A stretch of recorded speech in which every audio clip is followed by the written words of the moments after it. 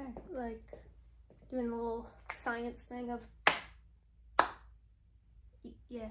God, it feels weird to talk to a mic in my room alone like this. No mic.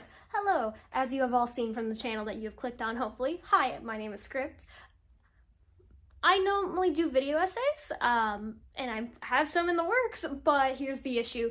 My computer is currently in the corner. My house is currently 50 degrees right now, and it can't be unplugged, so I can't take it elsewhere. And my computer guy hasn't gotten back to me yet. So, what we're gonna do today is, we're doing the family tree of Once Upon a Time from memory. My qualifications are, my TV's right there in the corner, and I've watched all the way to the words. My qualifications are, I watched the show when it was airing when I was a kid, stopped around the Aladdin season, and then I realized on a rewatch, Aladdin's only in there for like 2 episodes, so it doesn't matter. I rewatched it last year, up to midway through the final season. I don't know how that ends still. So that's gonna be fun, dealing with that. So in essence, I haven't Googled anything since I rewatched the show last year. I'm probably gonna forget major characters, but boy howdy, we're gonna try. Also, it's vertical because I don't actually have to remove this from my wall. This is the quality you get here when I don't have a computer. Hey, the quality's probably better. So let's start. And we're gonna have to do initials because it's gonna get a mess. Also consider this like a recap of Once Upon a Time for those who haven't watched, or a pitch. Actually, let's begin with the pitch. For one, for those who don't know, Once Upon a Time is a TV show. This is all from memory, so if it's wrong, I think it was the ABC. Essentially, it was, what if the evil queen was pissed off she kept losing and was not killed at the end of the Snow White story, so she vows to take revenge and destroy everything everyone loves, and she is great, and she is the best character in the goddamn show. Anyway, she creates a curse that sends everyone to the most horrendous place you could ever think of. Suburban Maine. Ooh. Essentially, the curse drags everyone away from the fantasy world into the real world in Maine, gives them all fake personalities, and their lives are just mundane in annoyance enough that it's actually torture. Essentially, spoilers for the good place, essentially, the bad place. And luckily, there's one solution. The product of true love, aka Snow White and Prince Charming's child, who got sent away before the curse struck. So she's been growing up in the middle of who knows where, America. She keeps moving, until eventually a kid she put up for adoption finds her when he turns 10 and drags her back to the town of Storybrooke, Maine, because his stepmother is the evil queen. Or I guess adopted mother. So we're gonna start right there. First, in the center is going to be Emma Swan, our main character. She's known for wearing red jackets, blonde hair, and dating everyone in sight, and half those people dying. So let's get to that. We're gonna do a little connecting point. We're gonna do a little connecting point to Neil. That's what I get for washing that off. I don't remember Neil's last name. Neil Cassidy, that's it. Neil Cassidy. That is the baby father of, together, Henry Mills. Named by, of course, this family tree's gonna get whack. The evil queen, or Regina Mills, as is her fake name, because it's very great naming skills, because Regina is I gotta just do lines. It's gonna be lines for connections. It's gonna be dots for relations. The evil queen is the daughter of Cora, or the miller's daughter, from the myth of Rumpelstiltskin, because here's where it's gonna be confusing. We're gonna just put Rumpel right here, and he's gonna have the most points of relations. So we have relations here with Cora, relations here with the evil queen, and then we're gonna do relations with his actual wife, Mila, I believe is her name. And then relations over here with Belle. So here's the thing. Every problem in this show caused by this man, and I love him, up until season 5, where he's redeemed for the 5th time, and then he's deciding, actually. No, this man causes all the problems. He gets redeemed like 50,000 times, and Belle keeps taking him back. Essentially, Rumpelstiltskin is the guy who made the curse for the evil queen. Now, you may be wondering, why does Rumpelstiltskin have a romantic relationship with the evil queen and her mother? Oh, well, boy howdy, let's get to that too there. He also has relations, which we're going to have to do a little quantum circle over here, with Regina's sister. So it's the whole family tree. I think the only ones they hadn't had a relationship is Robin, who is the daughter of Zelena, and I think she's a lesbian in the reboot, so I don't actually know. I don't think they ever meet. But yeah, that's Robin. We'll get to where Robin came from in a second. Anyway, no, so Rumpelstiltskin, he's like immortal, and he causes all the problems. He's the one who makes the curse for the evil queen, because, long story short, him and Mila, they're the parents to Neil, who is also known as Balefire. Mila, this is gonna get a goddamn nightmare crossing over. Mila, relations with Captain Hook. Yes, Captain Hook. He's awesome. I love him. But here's the thing. There's no good straight way of doing this. This is like, there's like 8 seasons of the show, y'all. Essentially, the story of Rumpelstiltskin is he was a mortal man who was a coward. His wife hated him because he was a coward. So she went up and, like, partied around town and eventually met Captain Hook, ran away with him. He thought she got killed by pirates because Captain Hook straight up says, yeah, I killed your wife. What are you going to do about it? So now he's sad and he's raising his son, Neil, alone, or Balefire, alone. Balefire almost gets conscripted to the Ogre Wars. The Ogre Wars are the big running theme behind the scenes that actually never really matter, but it's like the setup for the entire world of, like, Belle lost her mother during the Ogre Wars, and it's the reason why she ended up being sold to Rumple, because Rumpelstiltskin is the Beast from Beauty and the Beast. Of course, you didn't, like, you thought he was anything else? You thought he was just Rumpelstiltskin? No. And that's why he has relations with Cora, because it's the Rumpelstiltskin myth, but if they had sex, and then the evil queen, honestly, he's just there. He's just always there. Anyway, we'll get to that in a second. Anyway, so now he's raising his son. His son almost gets conscripted into the Ogre Wars. The only way he can think about stopping that is if he becomes something called the Dark One. The Dark One is the history's boogeyman of it. If once you kill the last one with their special knife, you get the powers. But the problem is, people can control you if they have the knife. So, every Dark One eventually gets got because their knife gets got. They get into prison. Sometimes they just want to die because they're tired of life. It's not fun. It's described as generally bad. Like, both in action, thoughts, and feelings. Because before this, he was a coward, like a very sniveling coward, and a bit selfish. But at the very least, he at least was somewhat more sane. You give him power and evil, he does evil. Anyway, so he becomes a Dark One, protects his son, then fine. But the thing is, Balefire's like, whoa, my dad's evil now. I don't like that. So, what does Henny's son do? He goes and buys a magic bean. I don't actually remember the full context of him getting the bean, I'm gonna be honest. But he gets a bean, and he's like, Dad, these beans let us travel dimensions. Let's go to a land without magic. And he almost does it. He almost does it for his son, but then what last second, Rumpelstiltskin's scared because he loves power too much, and he doesn't go through the portal of his son, separating them. That is where he goes into New York, and he meets Emma, blah, blah, blah. Do not ask the age gap. The show writers did not think about the age gap. There's actually a lot more of Neil. We'll actually get to him, because he does a lot of stuff in New York before he meets Emma, but that's how he gets into the real world. Portal travel between lands is hard, but it's supposed to be rare, but also it happens like 5 times.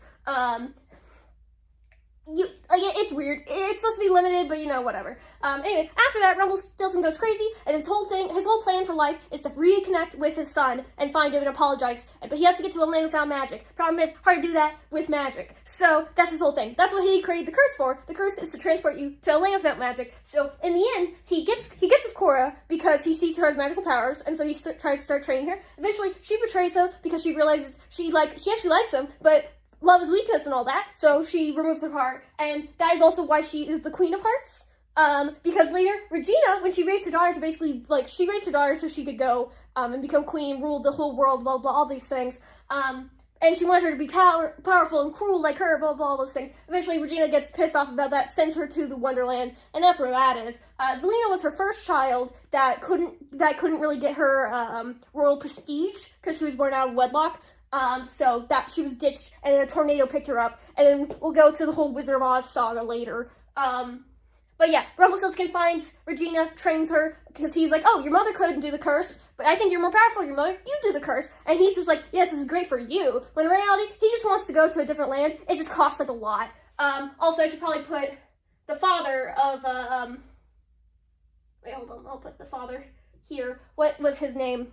Henry Mills. Her son is named after her father, who she does kill to create the curse. And honestly, shout out to that actor, because he was killed episode 1 in the pilot, and he stayed in the show for the rest of all time. Like, I think he made it, his last episode was in the final season before the reboot. That's impressive for a character who's only been dead the entire show. Anyway, yeah. Cora, I feel like she probably has more love interests. I just can't think of one right now. They'll probably pop up to me. Anyway, so that's that whole thing. Captain Hook, back to Captain Hook. Mila actually ran away with him, and then Rumpelstiltskin ended up killing her in front of it, and Captain Hook swore his days of revenge after Rumpelstiltskin also cut off his hand. Because you know why? Rumpelstiltskin, also the crocodile. That's his nickname. He has weird scaly skin as the dark one, so he gets called the crocodile by Captain Hook, and that's what he is. But here's the thing, we're not done with Peter Pan stuff, because guess what? Let's cut to Peter Pan. Okay, so we got to Rumpelstiltskin, and now we got Peter Pan as his father. Yeah, so the story with him is that, I'll get to his wife in a second. The story of Peter Pan is that, I forgot his actual name, I think he's just Peter or something. Similar thing to what Balefire did with Rumple, which is that he hated how much, like, he just hated magic, hated blah, blah, he hated that his dad was a coward and drunk, blah, blah, all those things. Because Rumple, his dad was too much of a gambler, and so he sent him to live with spinsters, which is where he learned how to spin and all that jazz. Eventually, he finds, like, a golden bean that can take him to a land of, like, paradise that his father dreamed of. They get to the land, it's Neverland. The dad finds out that only children can really fly here, blah, blah. So you know what he does? He's like, I'm just gonna sell my son away, and I'm gonna be a child forever, because in his words, a boy can't have a boy. So he then becomes Peter Pan and curses. He's also the Pied Piper. Because he later tries to kidnap children later, because in a weird roundabout ways, later in the show, Peter Pan accidentally kidnaps his grandson, and also kidnaps his great-grandson, not really knowing that they were related, actually. It's just that Henry has a pure soul, and then Neil was just a child, and he just wanted to kidnap some children to be his last boys. Because also, here's the crucial bit, which, okay, Neil, you're gonna have to get, like, I'm gonna have to make a Neil bubble somewhere. Where's my marker? Okay, this is the line connecting to the Neil bubble over here, because I'm running out. Again, there's no good way of doing this family tree written down like that. So Neil bubble, when he went to America, like when he went to the real world, he actually ended up in London. And then he was adopted by, I'm just gonna say, the entire Darlings family.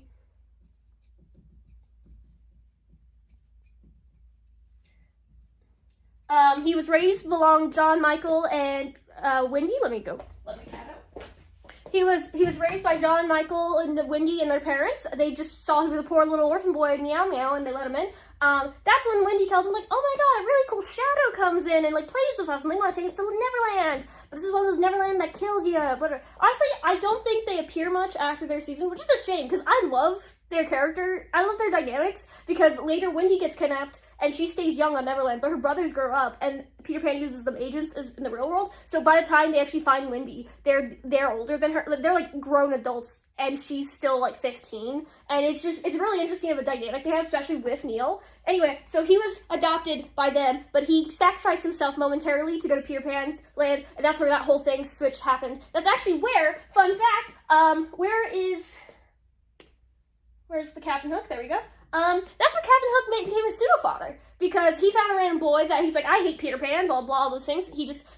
Captain Hook's in Neverland because he doesn't age, because he wants to think of a plan to kill Rumpelstiltskin. Problem is, like, Rumpelstiltskin's immortal, so you need to be, like, immortal to figure out how his problems are, so he's there until he finds a solution. So he randomly picks this boy, he hates Peter Pan, does his dirty work just because he doesn't want to get dead, but he'll take any of the boys who are running away from him. He becomes a pseudo-father to Neil, because they have a similar thing of hating both of their dads, which later Captain Hook will get his own chart about his father. Every time I say a word, I remember another relation. This is gonna be forever, y'all. Yeah. So, eventually finds out that it's Rumpelstiltskin's son, and grief and blah blah takes over, because how he found out is, shocker, maybe having a tattoo of your ex-lover on your arm, and if you happen to accidentally, like, kidnap her son, so he sees that, he's like, oh my god, a pirate stole my mother, that's what my father said. You killed my mom. And he's like, no, your dad killed your mom. And that caused him to run away, blah, blah, that whole thing. Years later, they'll find each other when Neil's all grown up, and it's very funny, because I apparently never made the mark of, well, Emma marries Captain Hook later. It's enemies to lovers over, like, slow burn of, like, 5 seasons. It's hella. For some reason, their wedding episode is the musical episode. That's insane. Production, who did that? Like, I'm sorry. I wanted a musical episode. I said that in season 3. There should have been one. Not the wedding. Not the penultimate episode to the show. Like, who did that? Anyway, so they get into a relationship after, like, straight up, Neil comes back from the dead, and Captain Hook, who's already going after Emma, just straight up says to him, it's like, no, I'll give you a chance, because she's gonna you realize your mistake faster the second time, buddy. I haven't made a mistake yet. I'll let you try. I'll let you have a second go. You're not gonna succeed. Which is, it's really funny, because that's the father of her son! But he also left her in prison, so it's fair. Anyway, he ends up dying later. So it doesn't actually matter. It sucks that Neil dies, because it's a whole arc about finding Neil. That's the whole point of the show. That is the starting point of this entire show. And it just doesn't matter after a certain point, because then they move on to new threats. Because eventually, like, Zelina kidnaps him. It's a whole thing. Honestly, nothing. It's just a way to write Neil out of the show, which sucks because, like, legitimately, I loved him as a character. Let's go back to Emma's relationships real quick. Okay, so next one we're gonna go is, let's say, the Huntsman. I think his name is, I was gonna say Neil again. It's Graham. I don't think he has a last name. But the Huntsman from, you got it, Snow White. This is the man who tried to kill her mother. He is the sheriff in town underneath the curse in season 1. And shout out to this man, because he's the only man who doesn't make it out of season 1, I don't think. He might have a cameo later, but, like, he dies, like, episode 5. And honestly, great character, very fun. He is so interesting because he's the first person who breaks through the curse's, like, the lens of the curse, because he starts having dreams about a wolf following him, because in this universe he was raised by wolves, or at least he has a wolf buddy he hunts with. And so he's feeling this guilt, and he's like, wait a minute, I think I am the huntsman. And Emma's like, what the hell are you talking about? What are you doing? He's like, I tried to kill your mother. And she's like, what the frick are you doing? Yeah, it's just, like, he's really interesting of character. Like, his heart was taken by Regina, and that's how we're gonna find a little, I'm gonna need to get the blue real quick, to connect Huntsman over, here we go. Huntsman's over here. He had, like, the evil queen stole his heart. She's been sleeping with him for a while, but when he betrayed her by not killing Snow White, he took his heart, and this is probably one of the worst things she does in the entire show, which is basically, like, assault him for his entire existence under the curse. Regina, that sucks. That's bad. Don't do that. Anyway, she kills, she kills the Huntsman when he betrays her and, like, goes with Emma and is like, oh my god, I want to make out with Emma so much. Dies. So that sucks. How do I connect the Mad Hatter in here? Because here's the thing, I don't know if I'm remembering fanfiction where the Mad Hatter also had had a crush on Emma, or if that was actually in the show, because he's only in 2 episodes, and I'm pretty sure he's Sebastian Stan. I could be misremembering that, but I think he is, and he's only in 2 episodes. So we're gonna get back to the Mad Hatter eventually, because there's definitely a relation somewhere on this chart that he's connected to with the Wonderland nonsense, but he's in season 1 as well, so just keep that in mind. So that means second love interest. That's right. You guessed it. You know him. You love him. That's right. It's Pinocchio. I don't know why they wrote this.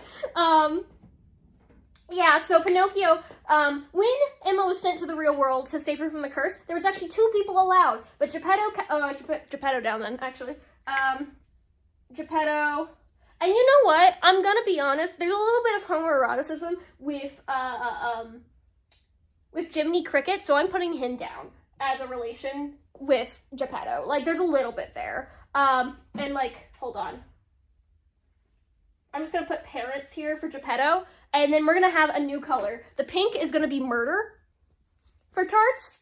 So, yeah, Geppetto does end up accidentally killing Geppetto's parent, or Jiminy Cricket kills Geppetto's parents. It's an accident. He didn't know. It was Rumpelstiltskin's fault, because it's always his actually, that might have been a black fairy. That might have been a fairy. It's been a bit. That episode scared me as a child, so I don't fully remember, but he did kill his parents regardless. Anyway, Pinocchio was sent, there was a magic wardrobe that was sending Emma through.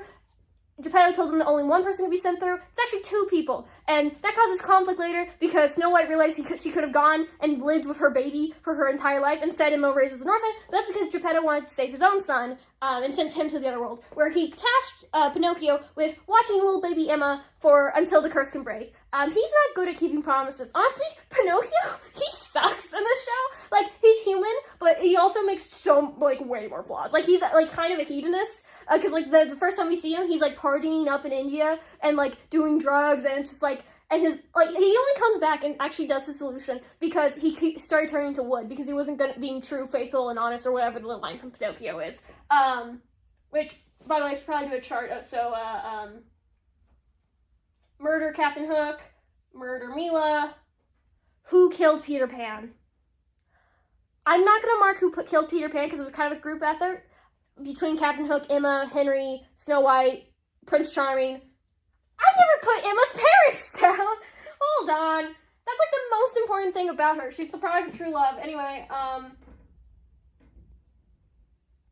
where's Snow White, Prince Charming? Prince Charming's gonna get his own plot somewhere else too, because honestly, Snow White pretty succinct in what she's related to, but it's gonna be the nightmare of where the frick is the evil queen in this. Okay, so her stepmother is the evil queen. Where we're gonna just have to do a line there. And then I also forgot about Daniel for the evil queen, which was her boyfriend.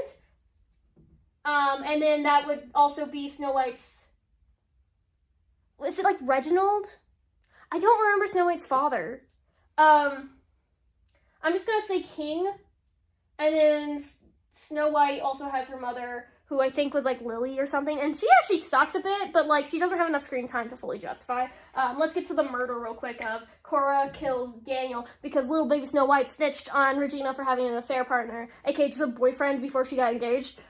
So that killed her, and that's the whole reason Regina hates Snow White, is she accidentally inadvertently trusted Cora, who killed her boyfriend. And honestly, fair point. Not as much as she does. It's just kind of a downward hill of Regina, actually a very nice person to begin with, and then you just see how she was abused and beat down for years on years, where she tried her damnedest, and then everyone around her tried to corrupt her. But then she's a great character. You can see how she became evil and why she still is like that after the point of knowing all that. But it's just she's tragic. She's a tragic character. What she did to the huntsman, wild to do that show. I don't think they thought about the consequences of that.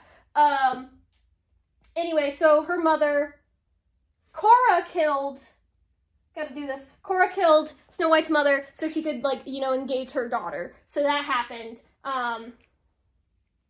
And then, God, I can't even read this chart right now. We're gonna go back to David in a second, to the prince. He has a lot. I can't believe this is the shortest connection in this entire thing so far. They just exist. They're not really anything else, they just exist. Again, I wish they were in the show more. Yeah, Daniel, but the king. Robin Hood! Forgot about that. The evil queen, we're gonna have to do a little thing over here, dated Robin Hood, who was married to Marion, who was also somewhat married to Zelena, because Zelena, let's go back to the pink over here, because y'all know what pink means. Yep, that's right. Zelena killed Maid Marian. And then, Maid Marian was supposed to die in the past, because actually, you know what? Evil Queen, you dodged a bullet. I was about to say you killed Marion. You sentenced her to death, then time travel happened. Emma and Captain Hook saved her, and then Zelena actually just killed her to take her body over. So she's always just been dead, and that sucks because Marion is so, it's justified, but it's really annoying. The show, Evil Queen finally gets redeemed, moves on with her life, gets a boyfriend with Robin Hood, and then his his dead wife comes back from the dead with no memory. From her perspective, she was literally just with her husband, and now it's 20 years later, and he's moved on with another girl, and that's they have a son together. They have a son named Roland. That's the pink. Yeah, they have a son named Roland. And then, but here's the issue here. Anyway, that was Zelena. So, problem is, Robin Hood's a man of honor. Ooh. So he's like, yeah, my vows still stay, even though I basically moved on, and I kind of low-key cheated on her, all that stuff. Yeah, he stays with Marion after she comes back from the dead because he's a man of honor. And then when they reveal it's Zelena in secret after this, Zelena, who is her sister, by the way, Zelena, Wicked Witch. Forgot if I mentioned that. Wicked Witch of the East? West? Yeah, totally forgot about that. Yeah, so after they defeat her or whatever, she does all those things. This is after she's gone, so no one knows who he is. God damn it, I just ruined all the Frozen stuff. Anyway, no. When it's revealed to Zelena, she goes, uh-oh, you can't get rid of me, you can't kill me. I'm pregnant with his baby, and that's why sisters alike, huh? They like assaulting men under false pretenses. Nice going, Zelena. You actually could be interesting. Problem is, she's like Rumpelstiltskin, where she gets 5,000 redemption arcs, and then she keeps going back, and you're like, you are more interesting when you're on our side, and then you're just annoying when you're not. Because you're actress, you're doing amazing. She's doing amazing. Anyway, so Robin Hood's like, I can't leave Zelena because a man of honor. She's having my baby. It's like, dude, arrest her, take the baby, lock her up. She assaulted you. She did so many crimes. She should not be around a child. The reason she wants a child is because she wants something that loves her unconditionally. I don't know if you know this. That's a bad reason to have a child. It's a bad reason for her because, like, this has been a full family tree of narcissism and kind of bad parenting. The best parent in this mix is Henry Mills, OG, and he was an enabler. That's the best he got. Like, oh my god, that guy. Anyway, so who else? Oh wait, I forgot. Okay, let's see. Y'all, I want y'all to take a guess on who kills Robin Hood. Because I sure bet you didn't think Hades from Hercules. And I sure bet you didn't think that's because he was soulmates with Regina. After Zelena's already defeated, the baby's no longer a problem, whatever, all this stuff. The Robin Hood gets with Regina. It's 6 seasons of this. Finally, redemption. Yeah, he just dies. He just dies. You never see him again, and he dies for good. Doesn't go to hell. Doesn't go to heaven. Doesn't go to anything. He disappears from existence, like his soul was crushed from existence. Who the frick did this? Anyway, he comes. Oh, forgot about that. I forgot about. Where do we even put him? Robin Hood number 2. Because they go into a wish realm that was created by, I don't freaking remember. I'm gonna be honest, the wish realm made no sense, and it was just a way for them to do a reboot. I have to deal with the goddamn reboot wish realm! There are 2 Captain Hooks, y'all. That sucks. Thank you, Kitty. That being said, the Robin Hood 2, he has a somewhat relation with Evil Queen. I think they try, but he's like, dude, I don't know you. I know you as the Evil Queen, and I don't have my wife, so I didn't have character development. So I'm actually kind of a bad guy. So I think he has relations with Evil Queen number 2 from the Wish Realm. I didn't like him that season. He just kind of sucked, and I would rather Regina have just gone along with. Killing him was stupid to bring him back, and also his haircut was down. I think he had other things the actor had to do, so he did that. So that was annoying. Anyway, so yeah.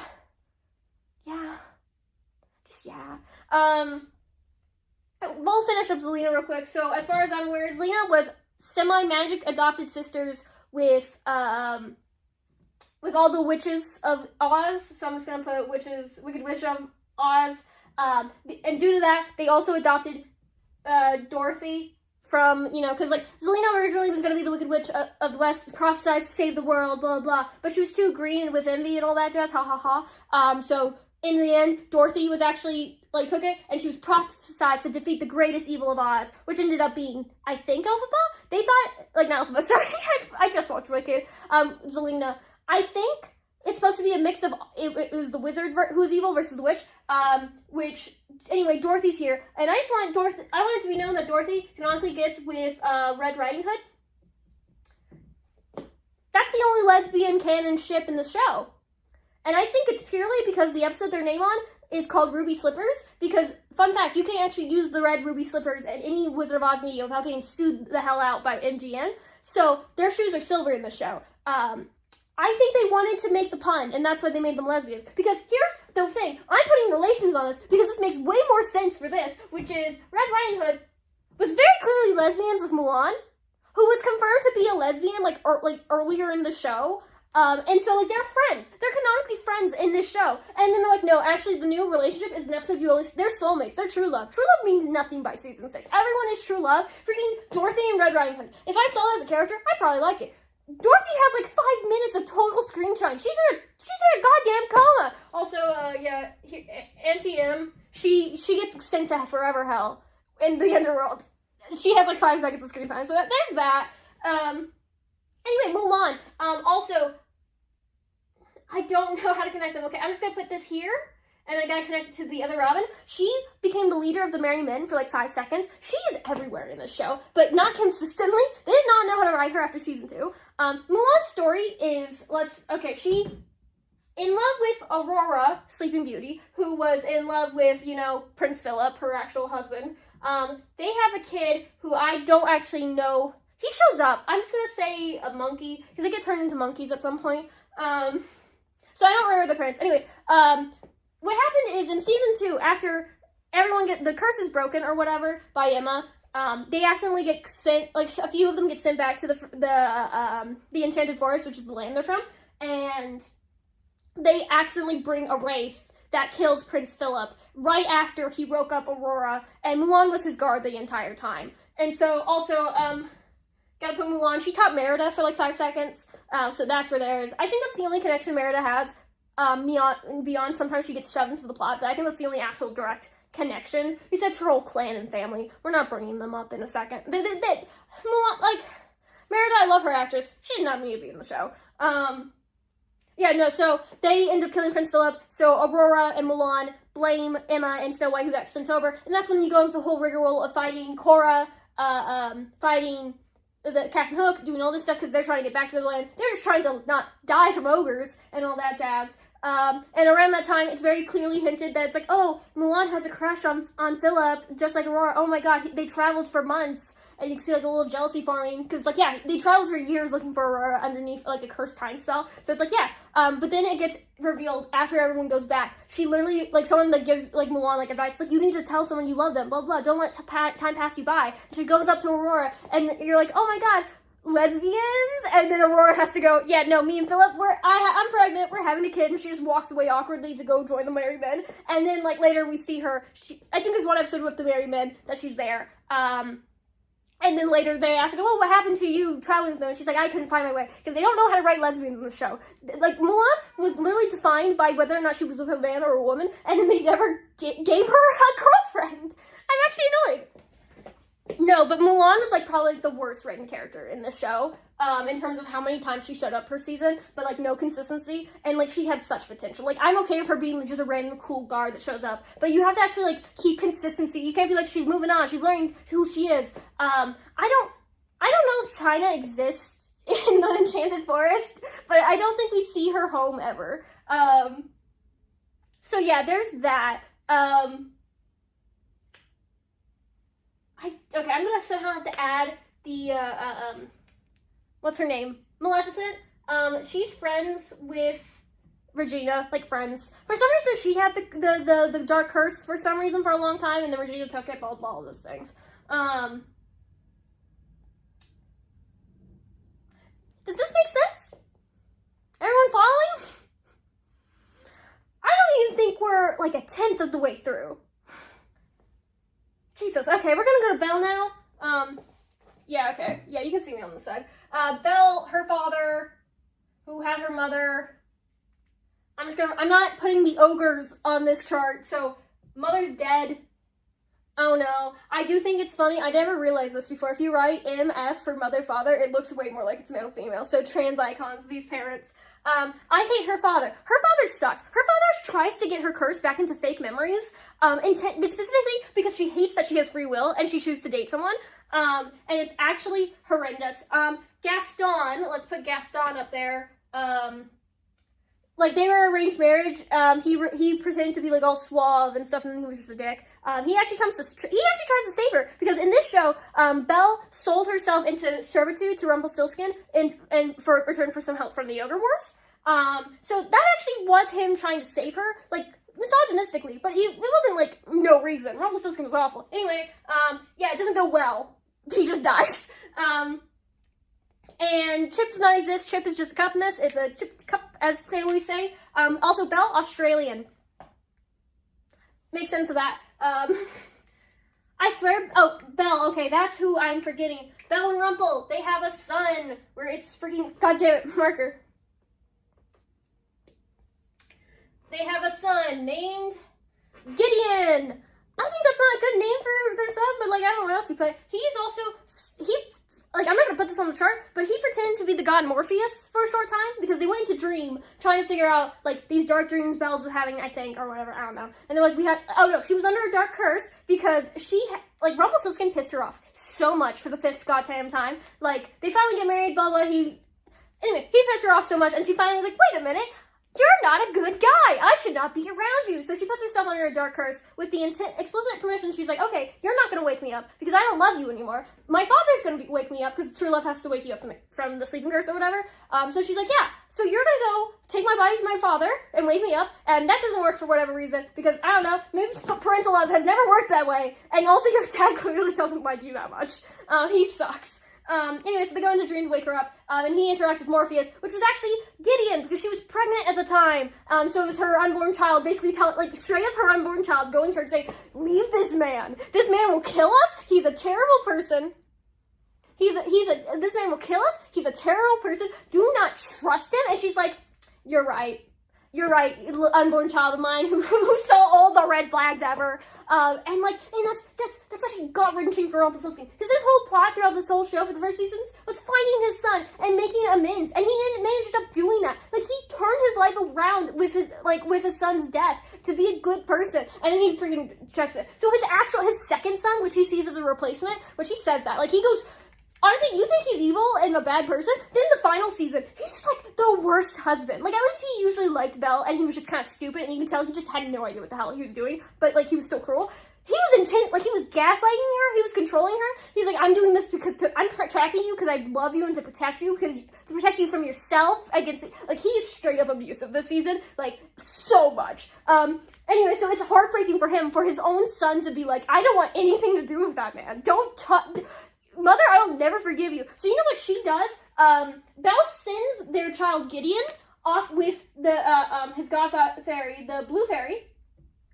Problem is, blue fairy, she does nothing in this show. She fails every single task she does. She's like the MacGuffin fairy of like, oh, you need someone to represent the fairies or you want someone to do magical things. She does it. She doesn't do it well. So because immediately, she loses Gideon. Like immediately as a baby. And it is kidnapped by, I gotta put a real little chart here, because Peter Pan, Dark Fairy, blah, blah, there we go. Rumpelstiltskin's mother is the Dark Fairy, which is, used to be immortal, I forgot her name, but she was told a prophecy that her son would be, destroy the darkness, light, or whatever. There's some prophecy that her son would be a great man, and it was learned, and she decided, wait, I want to protect my son, because she's kind of low-key crazy. And her father, and her husband was low-key kind of crazy. There was not stable genes in this family.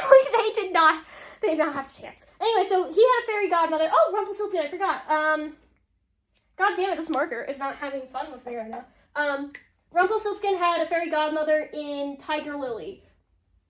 Yes. Tiger Lily used to be a fairy. She abandoned it when she failed this because she ended up making his mother a fairy to help protect her. In reality, she just got corrupted and took magic, blah, blah. So he was destined to defeat her, the greatest darkness of all. Ooh, self-fulfilling prophecies. So that happened. She ended up kidnapping his son to raise him to defeat the darkness, like to basically raise him to be the prophecy and defeat the darkness, which was Emma Swan at the time. There was a whole thing, like it's like season 5 or 6 or something, and Gideon shows up like, I'm here to kill the greatest evil of them all, Emma Swan, and he's like, I'm gonna take her light power for me to save everyone that the dark fairy's in prison. He was gaslit and brainwashed his entire life. I feel bad for him. I hate him a lot, but like he makes sense as a character. He was just gaslit his entire life, and he was trying his best. Like, he was trying his best, but his best was not good. So I'm so sorry, Gideon. He gets reverted back into a baby so they can raise him again, and they all, like, live happily ever after. Because later, I want you to know, the canonical ending of Belle and Rumpelstiltskin is Rumpel finally becomes a man. He becomes a man, like, God bless, the man beneath the beast. Yeah, so he kills, not kills, sorry, that is the wrong word. Oh, I should he does kill his mother. I should put that on the chart real quick. Murdered. Yeah, so it's revealed in the final season of the reboot that, because, like, Rumpelstiltskin is actually one of the main characters. I need to finish the reboot, because I don't like it, but, like, it's kind of funny. The whole point about the reboot is, like, only 4 actors kept another season contract, and so they're under a second curse, this time in, like, a random suburb in Brooklyn. So, like, it feels way weird that the fairy tale creatures, they vlog. they're just at coffee shops. It's not like a secluded town in Maine where no one can get to it. It's like, no, it's downtown Brooklyn. It's so weird. Anyway, so he's one of the characters. He's a police detective who beats people up, because ACAB. Anyway, no, so before the curse, it is revealed in that season that Belle and Rumple, they actually live a happy life. He's not abusive. They live for, like, I think, like, their entire lifespan, like 60 years together or whatever. Their son raises up, he goes to magic school, all those things. We see them live a happy life together because Rumple's like, I finally want to die. I no longer want to be immortal. They find a thing that says, at the end of life's greatest sunset, the Dark One can be killed. And so they think this means that it's a cliff face where there is an ancient sunset that never ends or whatever. They live their entire life. The sunset never dies until Belle just collapses dead and she's like, no, you didn't notice. We were aging, like we lived a full life together. Like this is the end of the greatest sunset is our love and our relationship together. So she dies and says, now you can go find how to kill yourself finally. I don't actually know if he ever accomplishes that. Again, I only made it to like halfway through the season, so he's still alive at that point. I would be shocked if he doesn't die, or if he just has a normal lifespan and he has to live like another 50 years. But anyway, so yeah, sorry, I didn't even say what they are. The whole thing, they're Ellie and Doug from Up, not Doug the dog, the old man, Carl. He's Carl and Ellie from Up, and it's actually a very sweet scene until you remember. God damn, they've had this dance scene like 5,000 times because they keep leaving each other. At the very least, it's a happy ending. He's just trying to kill himself now. Happy, like, congrats, Rumple. I think your son just went off and, like, effed off to do things. Yeah, so we're gonna go to the Prince Charming of it all. So, Prince Charming, you're gonna get a little chart over here. Now, his name is David. I think. His name is David Nolan. Here's the thing. Everyone knows him as, what is his actual name? David Nolan? David? James. Everyone calls him James, because here's the thing, his brother is actually James, and their mother was some random lady, Ruth, I think was her name. They had father, I forgot his father's name. I don't think his father was important. He just he disappeared. They thought he died as a deadbeat one night because he was a drunkard who just, like, disappeared. It revealed in a flashback in, like, season 5 or something. Captain Hook is trying to ask, Prince Charming for, like, Emma's hand in marriage because that's his daughter. And it's revealed in that flashback that actually, no, he was trying to help something, like, he was trying to help someone find Pinocchio, or, like, they go to the Pinocchio Islands with all the donkeys or something, some weird conniving thing. Anyway, he was trying to be a good man, he got lost, and then Captain Hook shows up and just kills him, because he's like, I'm a pirate, I'm robbing you, I kill you. Anyway, so there's a whole complication of he ended up, like, Captain Hook accidentally ended up killing his father, his grandfather-in-law, and so that causes some drama. I'm gonna be honest, they knew he was a bad guy, and that he got redeemed. Like, he's been the 2 seasons redeemed at this point. I feel like they held too much over him on this, especially Emma, who never knew her grandfather, and I'm like, that sucks a lot, but he also is the reason that Prince Charming could get closure, because he helped find his dad's ghost for a bit. And I'm like, I feel like they treated him a bit harshly for some last-minute drama, where I'm like, I get it, but also, like, come on, y'all done worse. Y'all done worse. They're supposed to be pure, like, Prince Charming and Snow White are supposed to be pure. They're not. They're, like, who the frick wrote them? Anyway, so they were twins when Rumpelstiltskin came to them and was like, hey, I want to buy a baby. Well, you can't feed both, so sell one to feed the other. And they were like, okay, let's give away James. James is raised by, my marker is oh my god. James is raised by, I think, George. I think his name is King George. I think his wife was elderly and blah, blah, blah, all these things. She never had kids, so they got James to pretend to be a child, aka just be the prince apparent and told it. James dies. I hate him. He's a misogynist prick. He basically is raised as, like, he's just the suave, not even suave, just a prickish noble who does what he wants. Let's go, like, his girlfriend, Jack from Jack and the Beanstalk. Yeah. Her name's Jackie, though. She's Jackie. the giant slayer. Honestly, I love her actress. She has fun, but she also dies. You'll never guess what killed her. It was a giant. So anyway, his father George wanted a baby. He ended up dying because like a guard like just stabbed him in the back. Honestly, dick move, and I think that guy was stupid for doing that because congrats, blah blah. Anyway, so he needs an heir, scat. He needs an heir, scat right now. So they're like, whoa, what a coincidence! They were twins, and so they go like Rumpelstiltskin goes back and is like, hey, do you want to impersonate your dead brother? So his name's actually David. He goes by James. He gets cursed with a fake name named David, and then he has to reveal actually David is my real name. So everyone's just really confused. Anyway, so he ends up, like, to save the farm, or whatever, he agrees, he becomes a prince, and that is where he is engaged to Catherine. That is an H, that is not a K. Imagine that's a K. Anyway, that's Catherine. She is the daughter of King Minos. And so, like, that's, like, he's engaged to her because King Minos can give a hell of a lot of money to George's kingdom, who was bankrupt, because Rumpelstiltskin actually was, like, this is a long con, like, he did everything to get this curse. Like, he bankrupted this kingdom so that they would have to want to do money with King Minos, who has a bunch of gold because he's King Minos. And so in order for them to have an engagement, for him to need a son, the son of which would have the savior be born, because the savior is prophesied to be his son. So it's like he did all of this. Like he didn't stop the ogre wars because it would cause more problems. He set up the evil queen being all evil, and it would help her. He intentionally imprisoned himself to do this, and like he did everything. Like you can't say he didn't put the work in. But yes, that is Hi Kitty. Yeah, no, Catherine, she is his fake wife in the real world, because in the curse he was actually under a coma. He woke up and his wife, like his fake wife Catherine, is like, oh my god, my wife. And then she's like, actually, I don't think he loves me that much anymore. He's been in a coma for 20 years, and he very clearly loves Mary Margaret, which is Snow White's fake name. And so she's like, I'm gonna leave. And then Regina fakes her death to frame Mary Margaret. This is not going on the chart. Just know that happened. And Catherine, actually, pretty chill. She has a love interest. I don't remember his name.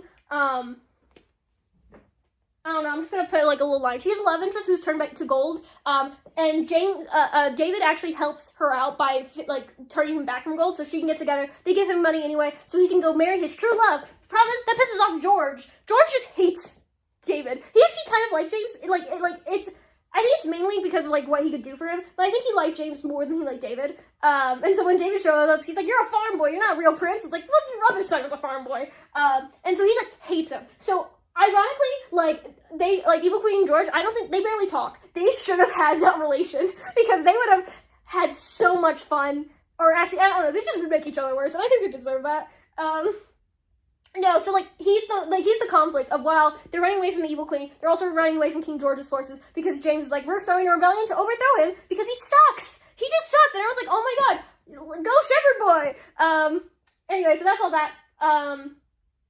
Yeah, so his father's dead, Catherine. And now, his friend.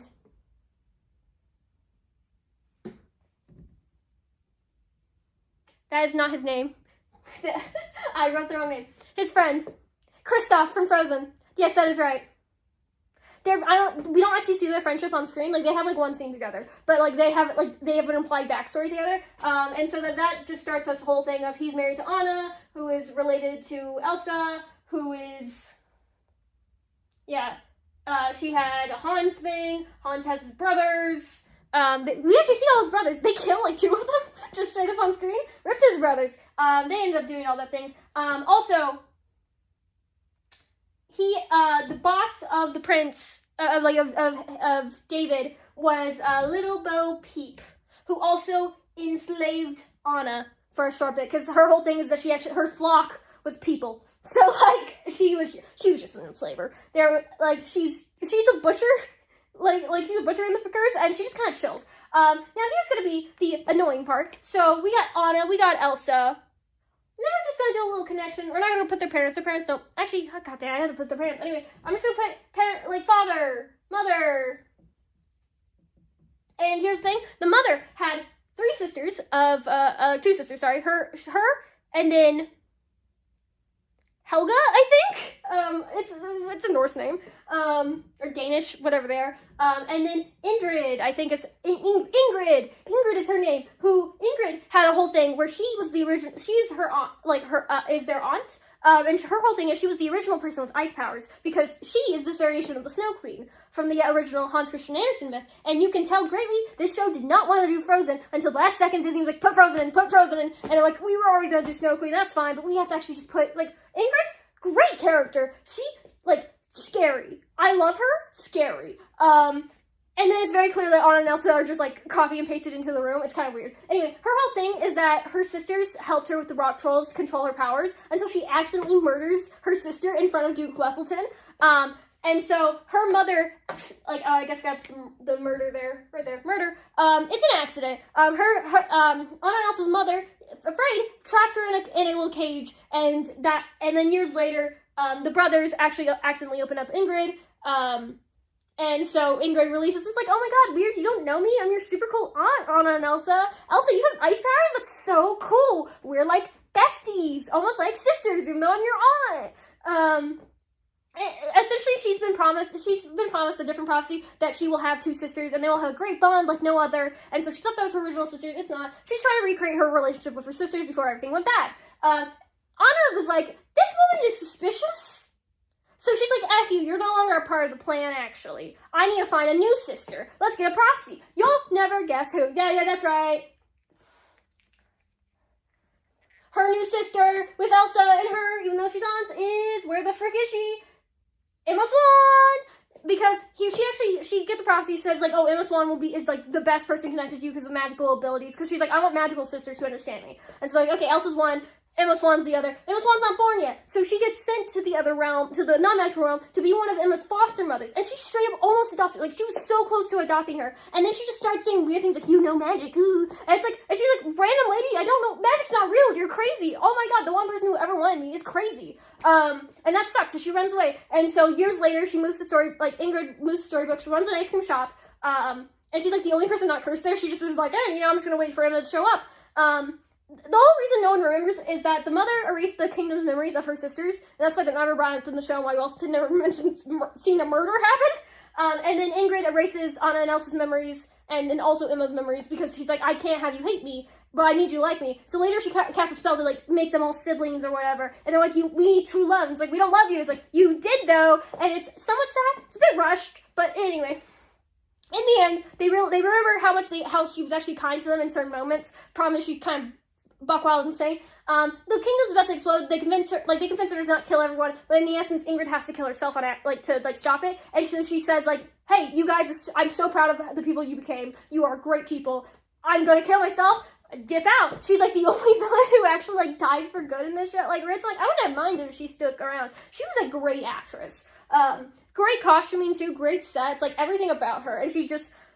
It sucks because the Frozen season is the start of the downturn for the show, but, like, you actually can, like, appreciate it a bit.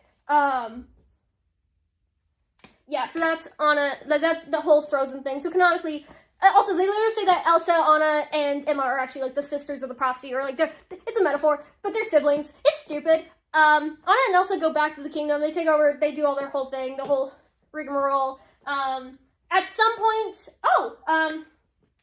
Kristoff and Anna, they at some point know Blackbeard, who has also connections with, I'm just going to have to put Blackbeard here twice because I'm not dragging him. Blackbeard's over here. He has friends, he has a rivalry with Captain Hook because they keep stealing each other's boats. It's kind of funny. But no, Blackbeard at some point kidnapped Kristoff and Anna under Hans's leadership. It's fine. Nothing actually comes of that. I feel like I'm not connecting Henry too much because I feel like he has more. Oh, that's what I forgot. Where is Snow White? They have a second, Snow White and Prince Charming have a second kid named Neil after, their daughter's, like, baby daddy and boyfriend and, like the same, like, a guy who helped him a lot. So that's what that is. That's what I'm forgetting. Henry Mills, in the reboot, he marries Cinderella. Like that version of Cinderella. Whole different Cinderella. Love her, actually. She's really cool. And then they have a daughter. I think her name is Lucy. Great actor for her age. I just don't like the direction they're doing for her. I just didn't like the direction they did for her, but the actor was good for being such a young child. Anyway, different cast. They recasted Henry though because they wanted him to be a blogger, and I'm like, why are you a blogger, sir? It's so funny that like he's the author. He wants like season 5. His interest is being an author now. It's like, no, it's not. It never was, and then suddenly it is, and they shoehorned it in really fast, and it makes sense in the reboot. It doesn't make sense in the original show. Anyway, he also had a relationship with Violet, who's the daughter of the kid in King Arthur's court from that book. Because she's a part of the, like, he was friends with the knights, and then Arthur, I'm running out of space in this little circle. Snow White, like, hold on. Okay. Snow White was actually friends with Lancelot. That Lancelot married Snow White and Prince Charming. And then Cora later killed him. So, like, I have to switch my colors too much right now. Cora later killed Lancelot to impersonate him. Which is a shame, because Lancelot, hella character. Does the show ever, like, the show barely references the Guinevere Lancelot love thing. And, like, straight up King Arthur, he sucks. He brainwashes his wife to still love him, even though she's like, dude, I don't love you anymore. I like Lancelot, and you're crazy. And he's like, oh, cool, brainwash, gaslight, manipulate, girl boss. And, like, his happy ending is that when he gets murdered, he becomes, like, ruler of hell after Zelena. Oh, I forgot about that. I didn't put that. Zelena didn't end up killing her soulmate Hades because, you know, she realized that he was crazy. And it's such a shame because she's like, someone finally loves me. And they're a bad person, but I'm a good person now. This sucks! So, like, for the love of her sister, she kills her Hades. Problem is, Zelena and her have fights now because it's like, oh, your boyfriend killed my boyfriend. And she's like, I killed my boyfriend for that. It's a lot. Anyway, but his happy ending is taking over hell, so he can actually, you know, be a good king instead of an awful king like he was, because this whole thing was, like, gaslighting, girl bossing people. Yes. Oh, I forgot another one of Emma's love interests. I'm just gonna put Flying Monkey, because it was a flying monkey that was actually the original Wizard of Oz that Zelena turned into a flying monkey. His name's Walsh. Honestly, I want to see another episode of how, because, like, in the third season, or second season, second half, whatever, they get cursed, everyone gets sent back to the Enchanted Forest, except for Emma and Henry, because they were born in the real world, so they got fake memories to not remember any of this, so they live life in New York, and during that time, she gets a serious boyfriend named Walsh, who was actually just a flying monkey in disguise, who was working for Zelena, because Zelena was cursing everyone back, so it's a whole thing. He basically wanted to trap Emma, so she never came back to break the curse again. And I want to know, how did this man, like this man who works for, like, the Wizard of Wood or something, like for a furniture store named that, I need to know how this man got Emma, because that's when Captain Hook shows up. It's like, hey, I'm Captain Hook, you're the daughter of Snow White, come help me. And she's like, you're a crazy man, go to jail. And then she has to bail him out, because she's like, wait a minute, you're talking crazy, but you got some evidence. What's the evidence? And he's like, okay, here you go, potion. And I think it would have been funnier if she didn't know, like in a reverse season of season 1, she knew what everyone was, but she didn't believe it, and no one else knew. But, like, in this season, if she was the only person who didn't believe or know that everyone's fairy tale characters, but they all treated her like one, I thought that would be way more funny. Instead, that's for Henry, and instead Henry's just kind of a kid. He's just a boring kid in this season. I'm sorry, Henry. You deserved much more than what you got that season, but also, maybe you're tired. You were carrying the show for, like, 2 seasons. Anyway, yeah, so they have 2 kids.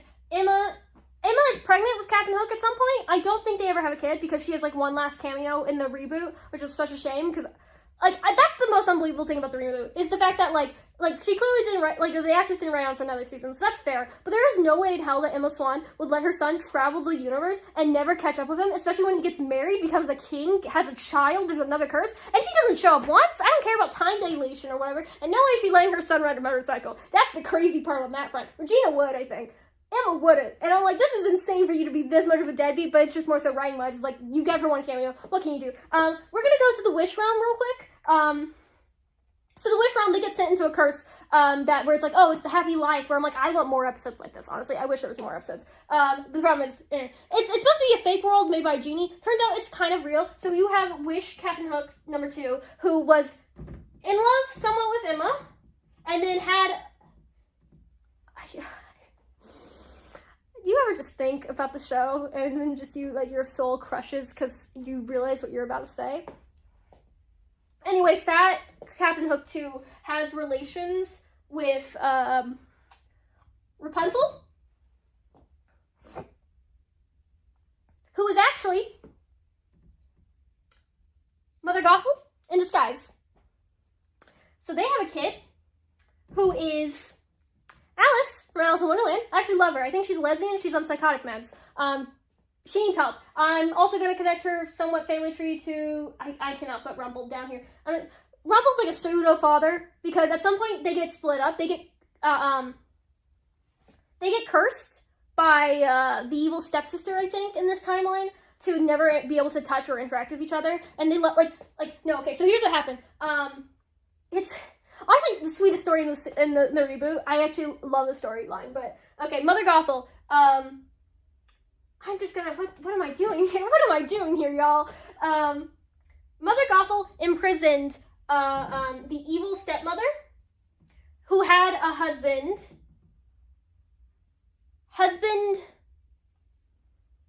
am I crazy?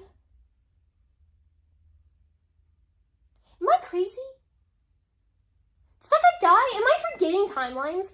No, okay, no, evil stepmother and her husband, I forgot his name, they have Drizella and Anastasia.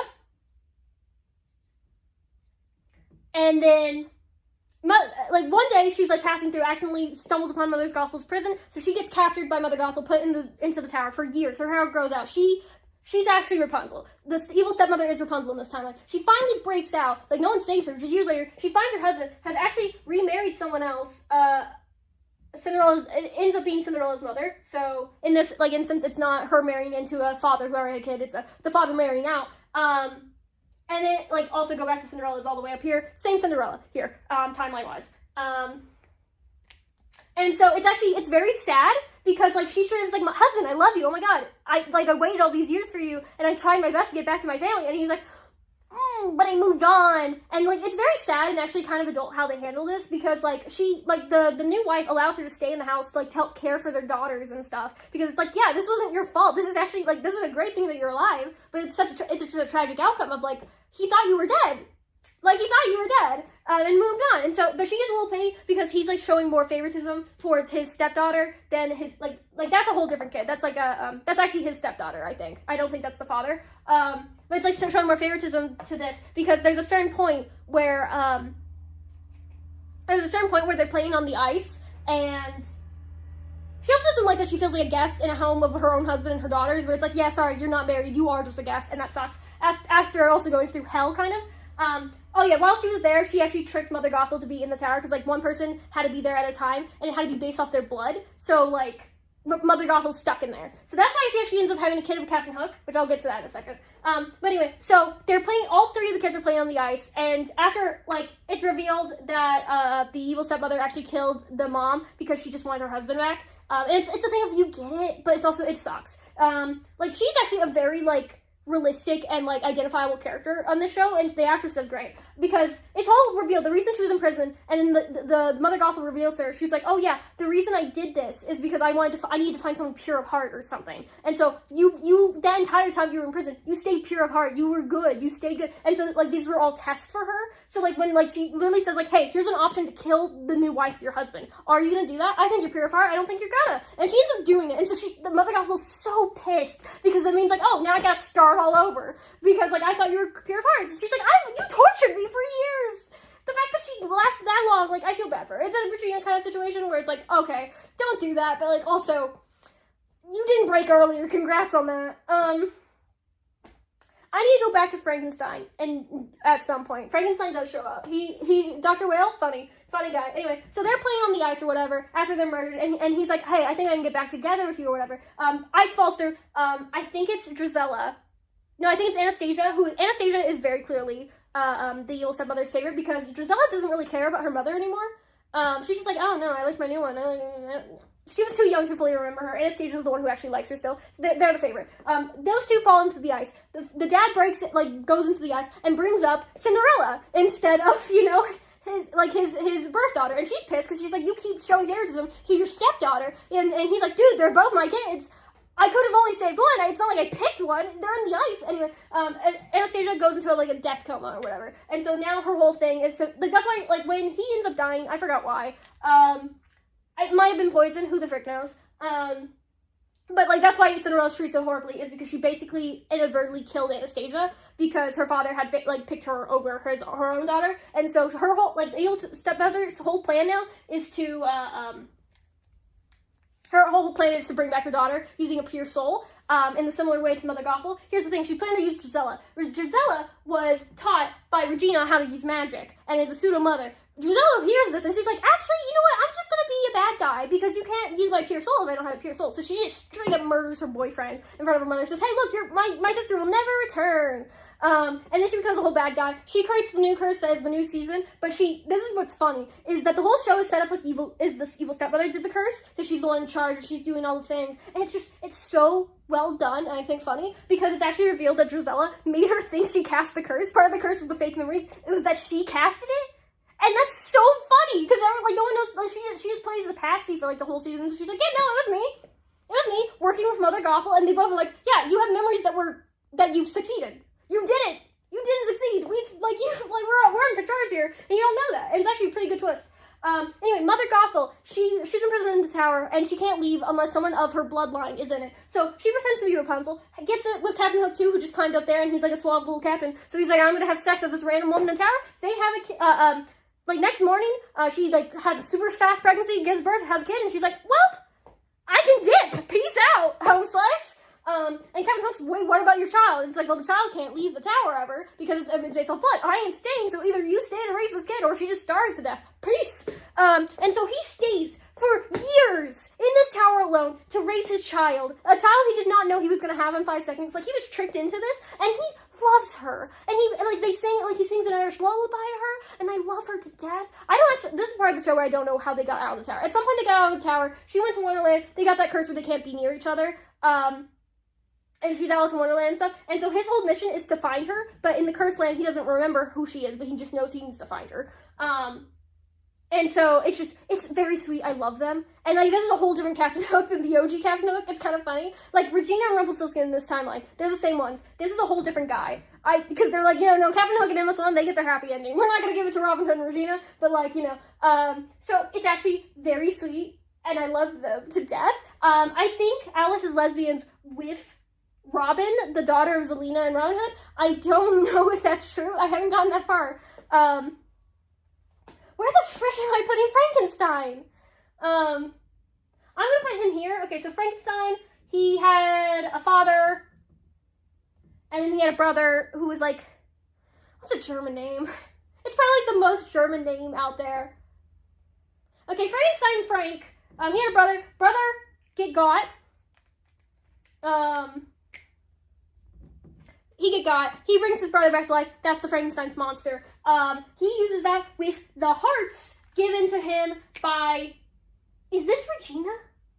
No, Regina's up here, okay. The hearts given to him by Regina, because he needs magical hearts, and he's in a land without magic. He's in a black and white, like, kind of vibe. Anyway, that whole thing. He's a doctor now. He's Dr. Will. Every time they need a doctor in the show for, like, 5 seasons until he doesn't appear anymore, they use him. And it's like, are you a gynecologist? He's like, do you see anyone else with a doctorate in this goddamn town? We're all fantasy creatures. Be lucky I'm from a sci-fi novel. And everyone's like, and like season 7 when it's like sci-fi books and like not fantasy. Everyone's like, wait a minute.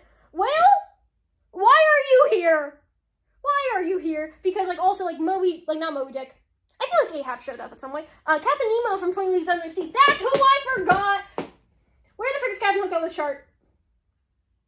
We're putting another Captain Hook. This is Captain Hook number 1.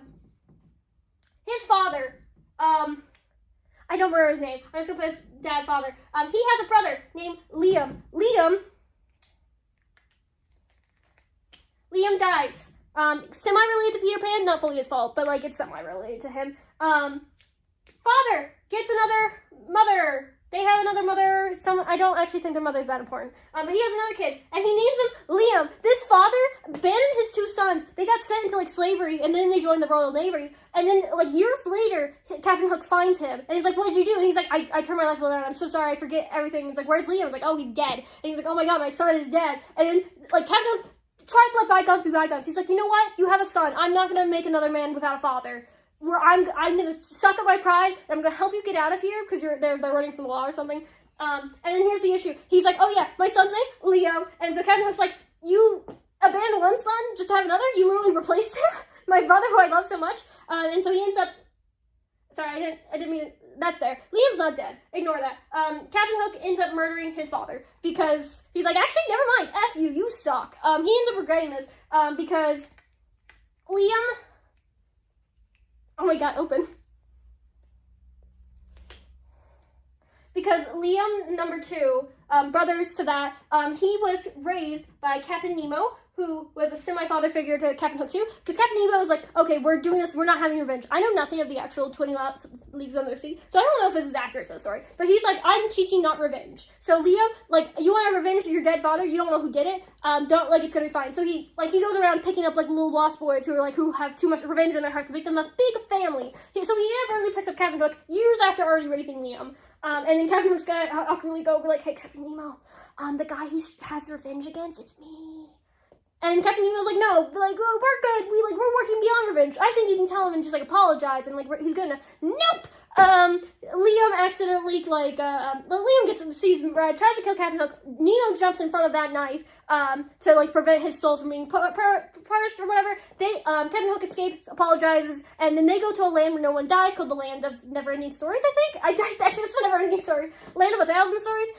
It's one season arc, I don't freaking know. Anyway, so they go there, so that he doesn't die, and it's a whole thing. Eventually, they actually make up, and they're actually, like, semi-siblings, but they don't, it's more so, like, it's like having a step-sibling, where you see each other maybe, like, once every 2 years, and you're like, hey, what's up, we're related, we have history, but, like, not that much. So that's all that. Yeah, there's the meatless stuff, there's the Emma stuff. I feel like Tinkerbell had something to do with him. I'm gonna put Tinkerbell somewhere here. Tinkerbell's going up here because she was friends with the evil queen, because she was her fairy that, like, she wished upon a star, and she's like, I'm gonna find your true love, and she was able to find the true love of Robin Hood. Regina was a coward and ran away. That ended up with Tinkerbell losing her wings, and so that's why she goes and lives in the Neverland stuff. And she's just, honestly, I love her costume, I love her actress, she's great, she just has a lot of fun with the role. So her and Captain Hook know each other a bit, but they're more so just like, Captain, Tinkerbell, fairy, whatever. I feel like I'm missing something with Captain Hook, with more of Captain Nemo's nonsense. I did say he killed his father, yeah, I did put that there, David's father. I feel like Snow White, I'm missing something, but her family tree, as far as I'm aware, is pretty simple. Of she had a mother, she had a father. The mother was killed, and then Regina was her stepmother, and that's about it. That's all I know. Who was the Lady of the Lake? Here's the thing, I don't remember if Lady of the Lake was Lancelot's mother in this show, or if that's just Arthurian canon. No, so, Jekyll and Hyde, they worked with the crew at some point. Are they related? I don't think they're related to anyone. I'm just gonna put Jekyll, Hyde, they're the same guy. They were friends, so it's just like, they were friends at some point to people. And then they're evil. And honestly, creep. I, high props. I'm giving props to Once Upon a Time for this, for making an actual adaptation of Jekyll and Hyde that's, like, accurate to their personalities. Because, culturally, some people, like, just kind of make it, it's like, oh, Hyde is the evil one, Jekyll is a nice little Victorian boy. But, like, no, he's not. The whole point about Jekyll and Hyde, spoilers for that book if you don't know it, the whole point is that this Victorian man, Jekyll, he makes a potion that will bring out his worst inhibitions, his dark side, so he can, like, be free and blah, blah, and it's like a curse. He's like, it comes over and takes over him, and he can't know it, and he couldn't make an antidote because he ran out of the wrong kind of salt. Yeah, it's a whole thing.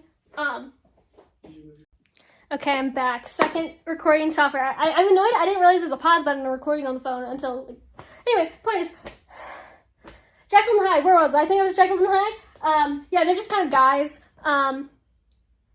I'm gonna be honest, I don't think Aladdin has any connections. The connections kind of get loose when they start just throwing people at walls and not doing anything with them, really. So, like, Aladdin and Jasmine show up. So I don't think I have to put... No, I have to put them there. Okay, so Emma Swan has a connection to Aladdin, because he's a fellow chosen one, like, a savior. At some point, like, for some reason, this whole thing about the savior thing, also just gonna put the Jasmine, gonna put them fighting Jafar, all that jazz. For some reason, they start a stupid thing where savior is, like, it's like a species, and that's why, like, the Gideon from earlier tries to kill her, and Aladdin's the savior of Agrabah, and like, the message there is that saviors always have an unhappy ending, because who's gonna save them? Basically, like, it's like, you live long enough to die a hero, or you turn a villain or something, and, like, to be fair, Emma Swan turns into a dark one at some point, and she also turns Captain Hook into a dark one. Sorry, anger on that front. Anyway, no, it's just stupid. Because I'm gonna be honest, Aladdin's not on the level of savior as Emma is. She breaks curses. He, like, dethroned one guy and then didn't do it successfully. But, like, he got, like, Jasmine, to be fair, put so much on Aladdin in this show of being like, save my country. I can't do anything. I'm just the princess. And it's like, Jesus Christ, let Aladdin rest. Anyway, that's there. Also, I realized Snow White has, where the frick even is she? Okay, Snow White's going down here. Wait, that, god damn it. Okay, Snow White is going down here. Snow White, she was friends with Red Riding Hood, who is also the bad wolf, her mother's grandmother. Like, she has, her grandmother, and then she has a mother who is the leader of packs, like of a pack of werewolves, because they're werewolves or whatever. So I'm just gonna say werewolves right here. She ends up, where's my markers? Right here. She ends up killing her mother accidentally. Oops. Also got to re-put her relationship that she has with Dorothy. Then she also has a relationship short-lived with Gus the mouse. And now we're going to have to make a fun chart all the way back. So Gus the mouse, I'm just going to have to connect it here, was killed by King George to frame her as a werewolf. She did end up, I'm going to just put a line. She did end up killing her boyfriend. That's how she found out she was a werewolf, is that she was like, oh, the wolf is going to kill people, blah, blah, protect me. And oopsie, she was the werewolf and killed him. That sucks on her. And she acts like that's like the worst thing anyone's ever done in this show. But it's really, honestly, like, it was an accident, and everyone admits that was an accident. Oops. And it's really sad because she wakes up after the night, and she's just like, where's my boyfriend? And Snow White just goes, oh, he wasn't the wolf. The wolf was, like, you were the wolf. And she's just, it's honestly kind of tragic for her. But, like, honestly, beyond that, very normal life. But yeah, she disappears every once in a while because, like, it's revealed, like, they retcon her disappearing as actually her going to, like, Wizard of Oz land to, like, find her pack, find other people to be around. She wants to be a werewolf, like, let her be a werewolf, but she keeps killing all the people, like, she kills the leader of the werewolf pack she did find, so oopsies. Her mother's fault for abandoning her, though, so that's on her. I love Granny. She stays forever. She runs a diner, and she's just there. She's cool. I feel like I'm missing some Rumpelstiltskin connections. I feel like I'm missing a lot of connections. The only thing is, like, this is where my information is starting to, like, dwindle. I know I don't. I could probably guarantee you this is only, like, 3/4. So I'm just going to quickly run through. Okay, no, Catherine. I'm going to run through the seasons now by order. Maleficent! The evil, the Empresses of Darkness, or whatever that season is. Where do I put her? I'm moving in, I'm going to put Maleficent down here. So, Maleficent had a kid named Lilith, who I'm saying was very clearly lesbians with Emma. Like, another thing where they call them sisters, they were lesbian. That was the most lesbian to ever lesbian. Yeah, so she had a kid. Fun fact about Lilith over here. Maleficent had an egg. She was evil. Yeah, she's evil. Whatever. Like, so sorry. She receives a curse, Snow White and Prince Charming receive a prophecy that their daughter could either be the greatest savior of all or is going to be the darkest of evil. And when they ask someone about it, they're like, yeah, that's how children work. They could be bad, they could be good, you don't know, they're just born. Why are you mad at that? And they're like, oh no, but we're pure good, we can't have an evil child, so we have to do anything to prevent him to be good. It's later revealed this is all working behind the scenes of, like, corruption and stuff to, like, make him, like, this wasn't actually a prophecy that, like, they were being tricked into doing this, but still, they still did this, those dicks. Like, this is probably the worst thing they did inherently, that they should not be good. Like, Snow White ends up, oh, I forgot about that. Snow White actually ends up killing, no, I did put that she killed Cora. Okay, there we go. Yeah, Snow White ends up killing Cora, and it's, like, considered, like, the darkening of her heart, and she goes on a depressive arc about it. And that's fair, she murdered someone, in kind of cold blood, but also it's, like, dear girl, it was Cora. The crazy part is when she killed Cora, it was right after, like, she tricked Regina into killing her own mother, because, like, they were reconnecting, and she was, like, saying, hey, your mother's heart is out of her body, that means she can't truly love you. So here's her heart. I want you to have a mother who loves you. Give it back to your mother. She poisoned the heart. Like, that's, like, not just murdering her, tricking her daughter into killing her, and like, Cora, when she gets her heart back, feels for the first time in decades, she looks over her daughter and goes, you would have been enough. And it's like, damn! Anyway, her ghost, like, haunts them later. Anyway, all that to say, yeah, no, so they were like, okay, we have to find a being of pure darkness to put all the potential darkness of our daughter through. And so they choose Maleficent's child, because in their mind, it's just going to be a dragon, because they're like, oh yeah, Maleficent turned dragon, laid an egg. And they're like, it's just going to be a dragon. I'm like, that's still a kid. I'm sorry, this is a land of magical animals. And you're like, oh, it's not a person though. Because the second they learned that it is a person, they were like, oh, we're going to send this darkness to the other realm. So, like, it doesn't hurt us because that's a lot of darkness to shove in one baby. So we're not going to keep it here. And it's also, again, it's a whole thing. And so when they realize, right as they're about to chuck this baby through a portal, oh my god, it's a human baby. It's an actual child. Because to be fair, they thought they were just going to curse this child and then give it back to Maleficent. They didn't think they were sending it to another realm. And so, like, they felt a lot of guilt about that. But also, you fully were going to curse this child. Like, I'm sorry, Maleficent's fair to hate them. Because she's like, I just want my daughter. I don't even want revenge. I just want my daughter. You took away my daughter. And Snow White, who lived without her daughter, and that's like her greatest regret in life, she's like, yeah. Anyway, Maleficent was friends with Cruella de Vil, and then Ursula. Ursula was named after the goddess Ursula, who helped out Ariel. No, wait. She didn't help out Ariel. She had to connect, like, Regina pretended to be the actual Ursula, helped out Ariel, who, you know, Prince Eric and all that jazz. That story is pretty succinct in what it does. Like, Ariel shows up every comes to season and be like, yeah, I've been living life with, like, Eric on a beach. What are you guys doing? Like, what are you guys doing? This seems like a lie. And it's just like, oh, damn, you have a good life. Shout out to you, girl. Anyway, no, but, like, later it's revealed that Ursula is a real goddess. And that she, like, literally nearly kills Regina for impersonating her. But then we have a second Ursula, which is the one of, like, the actual Disney Ursula, because they were like, oh, retcon, we want this. Anyway, friends with them, they're part of the evil squad that works with Rumpelstiltskin, except they all hate Rumpelstiltskin. They're like, we're not trusting you. No one's gonna trust you. Yeah, sure. Like, dude, you're just crawling to us because you have no powers right now, and the second you do, you're gonna betray us. So you know what we're gonna do? We're just gonna betray you first. And you know what? They're right. And they got pretty damn head. So gonna just, like, Cruella dead, because she does die. Emma does kill her. I'll just put it up here, Cruella. And that's, like, supposed to be the first start of Emma being cruel in darkness, because, the whole thing, like, it's a whole plan to turn Emma dark, to, like, start, like, a terrible, like, life thing. I think it's a plan to make Emma dark, whatever. And so they use Cruella to turn her dark by killing her.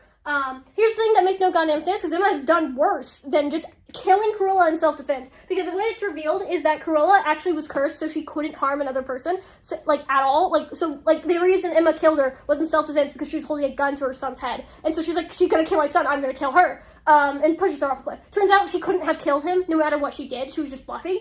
So that's considered as actual murder and not self-defense. And I'm like, no, it's self-defense. I'm sorry, just because the bullet's empty doesn't mean it's not a threat. Like, you don't know that. Anyway, so then that's revealed. That's because Cruella actually killed her mother. And the whole, like, because she's crazy. Her mother kept her in prison, but Cruella ended up, her mother was like, yeah, keep her in prison because she murdered my last 4 husbands. That's insane. Anyway, I honestly love her episodes. It's very nice. It's a good bottle episode, I think. And she has a romantic interest with someone named the author. I forgot his name, but the author in this universe is, you see this nonsense? Yeah, that guy wrote that. The author in this universe is a guy who is, like, a documenter of everything that happens. The fairy tale, like, the Once Upon a Time book that's used as, like, the MacGuffin throughout the whole series, it was written by this guy, and there's multiple copies, and he just goes throughout the realms and watches all of it and writes it down. They're only supposed to observe and document. They're not actually supposed to change anything. This guy, I forgot his name. I'm just gonna call him the author, but I forgot his actual name. He was from, like, 1941 America, and, like, he was given the power. It's implied that Walt Disney was the previous author because the day he died is the day he gets the new pen. So they're like, yep, new guy, so Walt Disney was the previous one. Which honestly funny Easter egg. Just not much else to it. So it's not said out loud, it's just the date. So you're just supposed to imply that. But anyway, so eventually he gets tired of watching because the first thing he does, or one of the first things he does, is he goes and writes down about Cruella. And then he falls in love with her, and she takes it, like, she basically manipulates it. Like, he thinks that they're in love. She manipulates him to get power and, like, get the ability to control animals via him, because she's like, oh my god, that's so cool. And that's why she's not actually a fairy tale character. She's just from the real world. Who he curses every once, like, he chucks and, like, curses a bunch, and, like, she's just a normal person, who happened to run into a fairy tale character, which is rare in this show. I actually really like that, which, remind me, where the frick is Pinocchio on this map? Pinocchio's right here.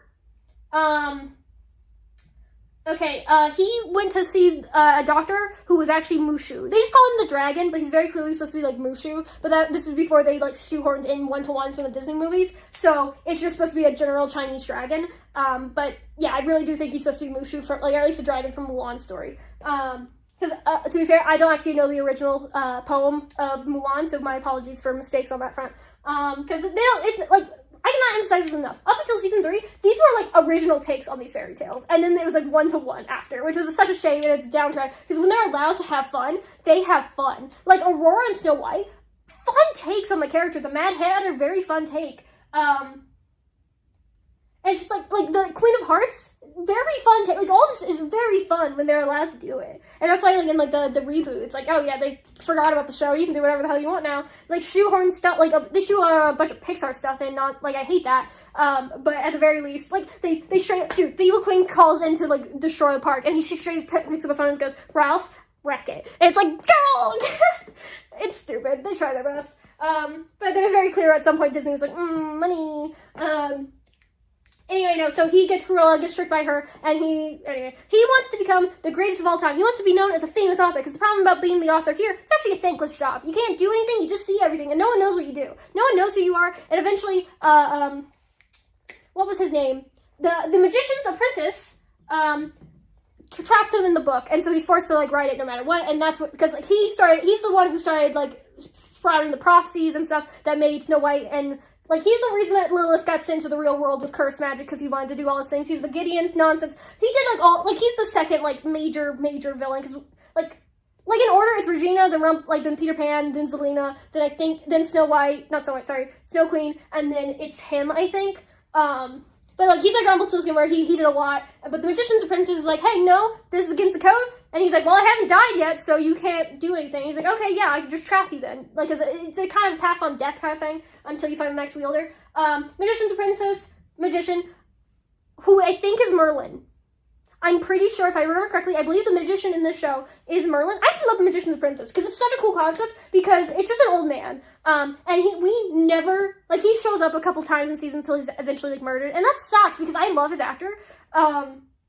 And, like, it's just such a cool concept. It's like, this is an old man. He's an apprentice, because the wizard he's apprenticing under is just too great for anyone. Like, no matter the power he has, it's nothing in comparison to his master. And that's just such a cool thing, because you don't see his master ever. He's the speaker, and he's like, no, I'm the magician's apprentice. He's like, well, where's the boss? He's like, you're not dealing with him, you're dealing with me.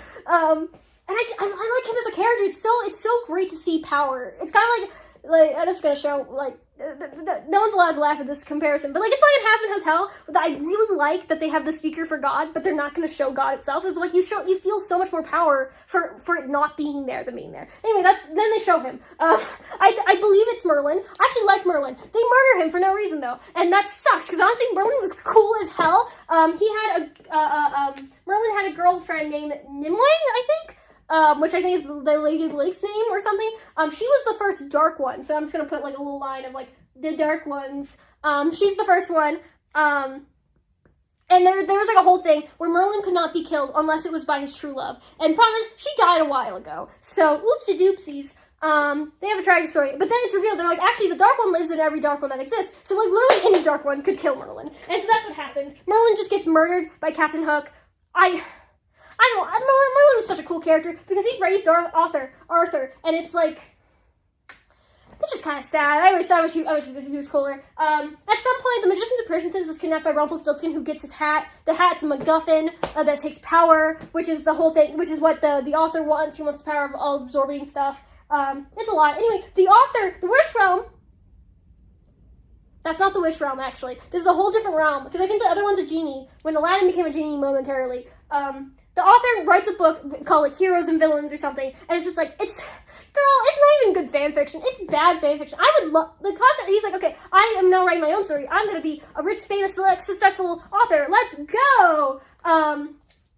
And he writes a book, and he's like, what if the villains got their happy ending? Because he made a deal with all the villains. He's like, okay, I want a happy ending. Villains never get them. Let's go. Let's get happy endings together. And so the good guys, ignoring the fact that this show is still going, so the good guys have not had a good life. They kind of suck right now. Like, all of their lives suck. Constantly. Anyway, so he writes a book about, like, where all they are, and he sends them all, and Henry's the only one left, because he's the only one who's not a fairy tale character at all. Like, sure, he's the kid of two, but he was fully born in the real world, and, like, he was never living there and all that jazz. And so, like, he shows up, he finds his son, he's a famous author, and he's like, dude, Greg, or whatever your name is. That reminds me, I gotta bring up Greg later. It's like, dude, Tamara! I gotta bring up Tamara and Greg later. Actually, I will forget if I don't do this. Where is Neil? God. Okay, Neil was engaged to Tamara. When they refound him, he just like had kind of moved on with his life. Good for him. Tamara actually was in a relationship with Greg, and they were both working for Peter Pan. Tamara dies, Greg dies. It's about it. Honestly, oh wait, hold on. Where's the evil king? Greg had connections to the evil queen because he and his father came. Oh, that reminds me. Actually, father of Greg, who is murdered by the evil queen.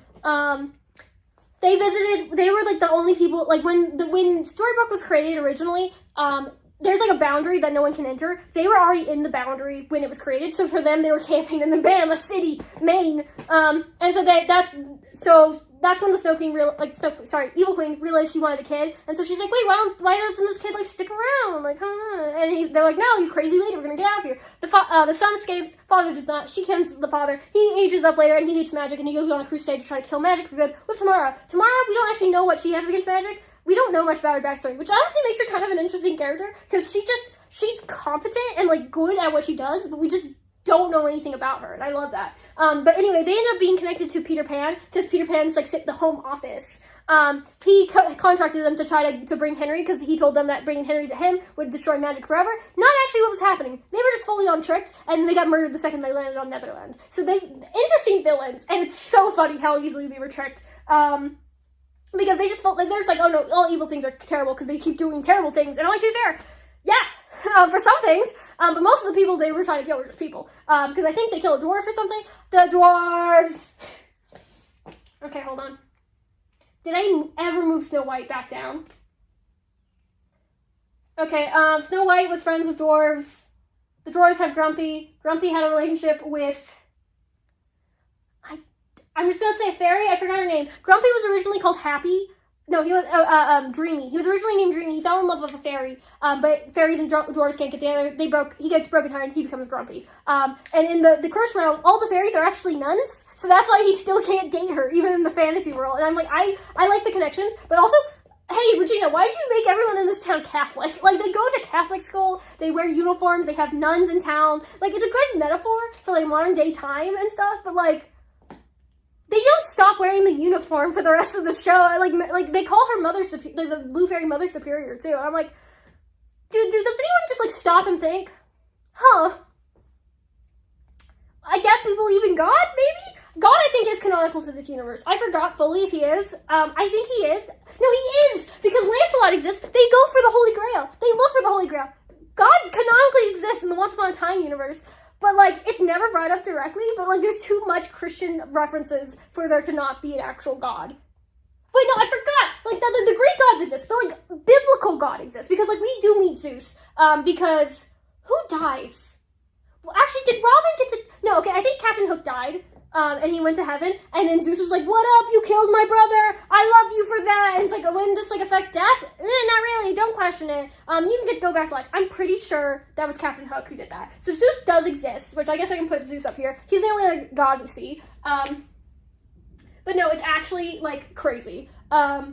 But yeah, no, I think Christian God does canonically exist. Anyway, back to the author. He writes this book, and he's like, what if the villains won? And you know what he does? He just, like, he Control S the name, so it's like, oh, the villains win. That means Snow White is actually the evil queen, and the evil queen is actually Snow White. And it's fun to see the characters, like, act different to, like, basically be their... It's in terms of Undertale, it's story swap.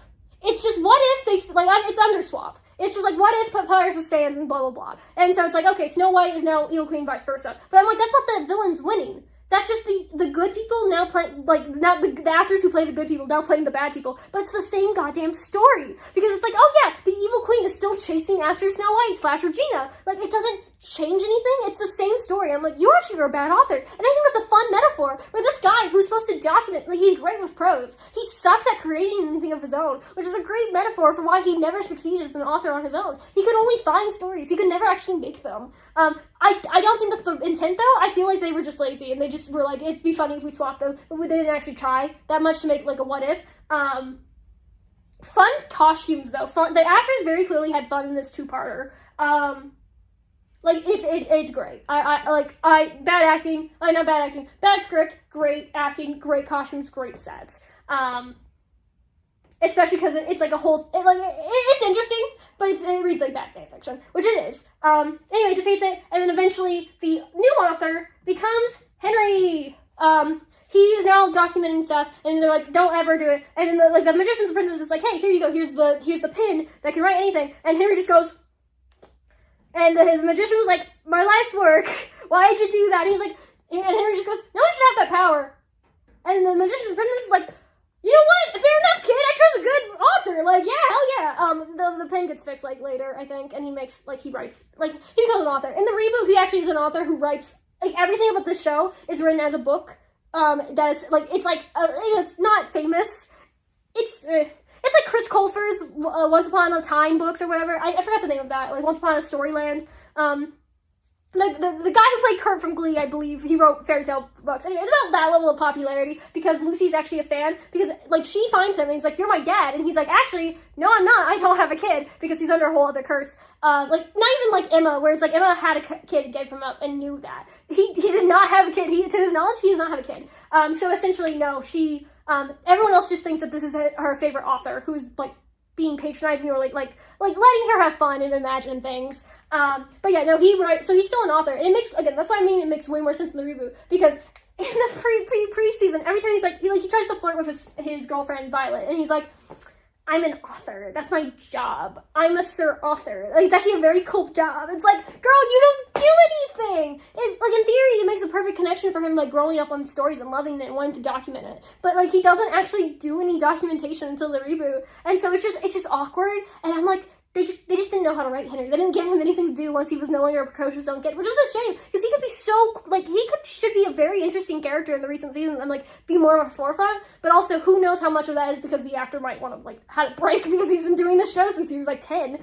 And it just annoys me. The author could have been a cool thing for him to be, but instead it's kind of nothing. Also, for some reason, him and Violet have, like, a lot of John Hughes love. Like, they break up eventually, off screen. I guess not off screen, just, like, in a time skip, because we just never hear about her after, like, her last instance was in a book or something.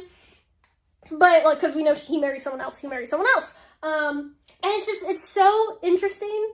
No, it's not interesting. It's just weird how, like, they just love John Hughes. And I'm like, I'm gonna be honest, I don't think Henry's the age that John Hughes would have been a big factor. I think the writer of the show is the age that John Hughes was a big factor in their life, that they were like, this kid, like, let's make this kid like John Hughes. Where it's like, he didn't have a dad. Like, apparently he's like, yeah, my mom and my dad like this. And it's like, well, you never really knew your dad, and Captain Hook doesn't know any of this stuff, and that's basically your new dad here, kid. So it's just the thing of, it felt way more like the writer really likes John Hughes. But it's also a fun thing. Like, I like his relationship with Violet. It's very cute to see him, like, hey, like, every once in a season, every other season, a bunch of new fairy tale characters come to the storybook, but they don't have fake memories to help them transition, so people have to go, here's what modern life is like, and half of them are like, hell yeah, we don't want to go back. Like, some of them are like, we want to go back to our homes. Other people are like, indoor plumbing, Netflix, that reminds me, Rumpelstiltskin, he runs a pawn shop, which is just everyone's stuff in it, and, like, so the curse breaks every once in a while, someone, like, bursts and is like, give me my things back. He's like, no one just knocks anymore. Like, I got this during screen. Like, no, you didn't. You got it in a curse. Give me my stuff. It's so funny. But no, like, so, like, he explained, like, him and Violet, like, Violet's a noble lady of King Arthur's court. And so he gets to be like, no, now here's what it's like being in Maine. Let's go to Kroger. I don't know if there's Kroger in Maine. I'm assuming there is. You learn a lot of stuff are very state dependent. Anyway, I feel like I'm gonna say, this is like the third time I'm saying this, but I feel like I'm missing more. So I'm, again, back in order. Season 1, we have Regina, Prince Charming, Snow White, Red Riding Hood, Granny, the dwarves. Let me put these down. The fairies, Emma. Neil actually doesn't come up at all. Like, he's a season 2 thing, but they put that seed in. Henry, Rumpelstiltskin. That was also season 2. Like, we see some flashbacks. Actually, no, Belle's there. We see flashbacks of her. She's not actually really in the show. Sydney! Sydney works for the Evil Queen. He's the magic mirror. I think, if I'm not mistaken, I think he had relations to Cora. I don't fully remember. But, like, yeah. So he's the magic mirror. Then we had Graham. We got Graham. Mad Hatter. I'm just going to put Mad Hatter. He talked to her. Mad Hatter, his daughter, Hansel and Gretel. That's who I'm forgetting. His daughter is he's trapped. His curse is that he actually knows everything, so he lives in a shack, and everyone just thinks he's crazy. But he's just, like, actually normal, but he's the Mad Hatter, so he's actually crazy, too. Hansel and Gretel, they are 2 kids. They were abandoned, and Emma helps them, so Emma helps them. They have a dad, helps them out. Cinderella, friends with Snow White. She's married to her husband. They have a kid. Not much about them. They just, like, this is the original Cinderella, the blonde one. Yeah, there ain't much to say about them. They're friends. Yeah, okay. That is Dr. Whale's there. He's Frankenstein because they realized we needed a doctor. That's season 1. Season 2 is Enchanted Forest, so that's Milan, Aurora, Philip, Cora, Captain Hook. Smee is here. They're friends. I don't have to put him down. Y'all know Smee. He doesn't really have a backstory. Actually, I think he does. I don't remember his backstory. It's Smee. I think he was a farmer. I think he was a different crew. And like, oh, Captain Hook, and where is Captain Hook on this chart? Okay, whatever. He's friends with Ariel. Frenemies. He's had unfortunate runs where he tries to be a good person, and like that's his character flaw, is that he is very greedy, and he goes against, like, he tries to be good, but then he gets a carrot tangled in front of him, and then he takes it instead. And that happens a lot. It happened with him and Ariel. So they were kind of friends, but then kind of not. It just kind of sucks for him. He ended up trying to kill Blackbeard. Blackbeard's fine, though. So he doesn't get on the murder chart. Yeah, so Cora, all of the princes she dated a lot. I forgot to put, Stable Boy. There was a Stable Boy, that was the father of Zelena. He lied and said she was a prince, and he called her a slut for, like, putting out for a prince, where it's like, dude, you lied to a woman, you're the slut. But yeah, she is a money hunt, like, she is a gold digger, so, like, he wasn't wrong about that. That's where she ended up meeting her husband, like, the father of, actually, that's where she ended up meeting the father of Snow White. Where the frick is he? Okay, here he is. She ended up meeting the father of Snow White, almost gets married to him, and then he finds out, like, rumors about her, and she stops, and blah, blah. She ends up marrying Henry, which is somewhere over here on the chart. I think I already put that down. And then her kid, years later, like Snow White's father is old by this point. Like, it's a miracle. Yeah. So that's the whole Cora nonsense. She becomes Queen of Hearts. Will Scarlet. Will Scarlet was a married man. So, and he had relations with, I think, the pre-reboot Alice. I've never seen Once Upon a Time in Wonderland, which is the spin-off from around season 2.